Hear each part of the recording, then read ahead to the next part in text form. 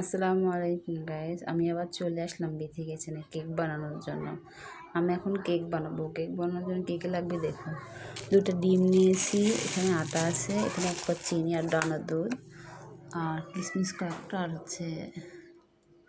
কাজু বাদাম দিয়ে ডেকোরেশন করব। আমি এখন কেকের ডিমের মধ্যে কেক দুইটা ভেঙে দেব।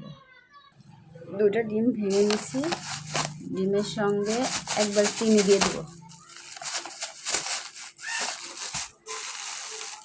যে যেমন মিষ্টি দিতে খাই সে যেমনই মিষ্টি দেবো।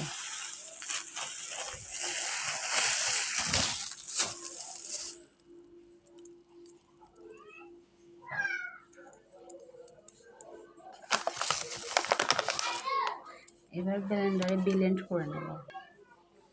ডিম আর চিনি একসঙ্গে ব্লেন্ড করে নেওয়া হয়েছে।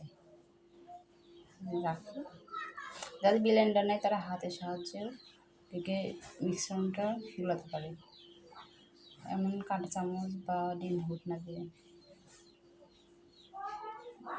একটু দুধের গুঁড়া দিব,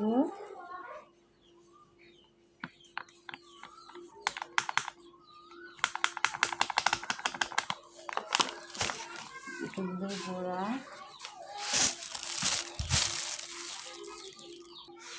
এটা হচ্ছে বেকিং পাউডার আর এটা হচ্ছে ময়দা একসঙ্গে নিলাম।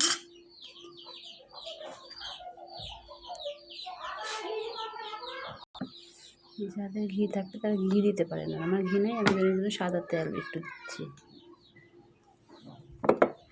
তারপরে একসঙ্গে ব্লেন্ড করে নিলাম। একসঙ্গে সব ব্লেন্ড করা হয়ে গেছে। এবার ঢেলে একটু গরম পানিতে নেড়ে দেবো। একটু হালকা কুসুম গরম পানি কেকের মধ্যে দিলে কেকটা অনেক সুন্দর নরম হয়। আর কাঁটা চামচ দিয়ে ভালো করে নেড়ে নিতে হবে, নেড়ে আর একটু সফট হবে।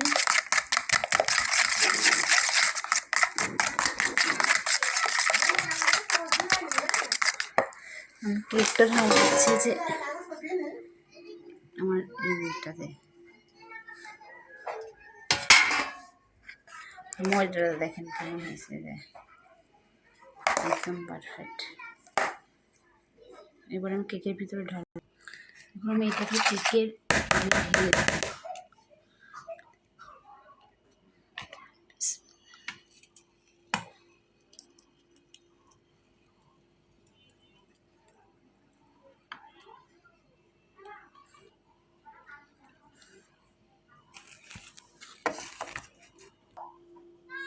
কেকের ডেকোরেশনটা আমার রেডি। পেস্তা বাদামের কিশমিশ ঢাললাম, এটা ওভেনে দিব। 20-30 মিনিট অপেক্ষা করলে হয়ে যাবে কেকটা। আমি অবশ্যই দেখাবো আপনাদের। আমি এখন ওভেনের মধ্যে দিয়ে দিচ্ছি।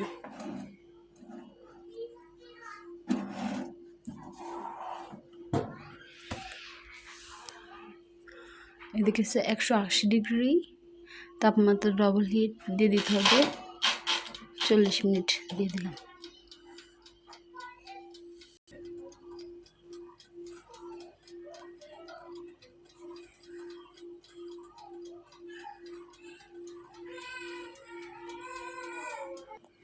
আমাদের কেকটা হয়ে গেছে। দেখতে ভিতরে কাঁচা থাকা আছে কি না টুথপিক দিয়ে দেখলাম, নাই, আমাদের সমস্যা নেই, কাঁচা নেই।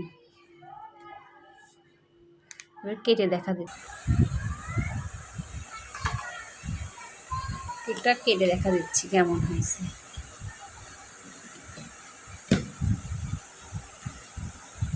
দেখেন কত নরম।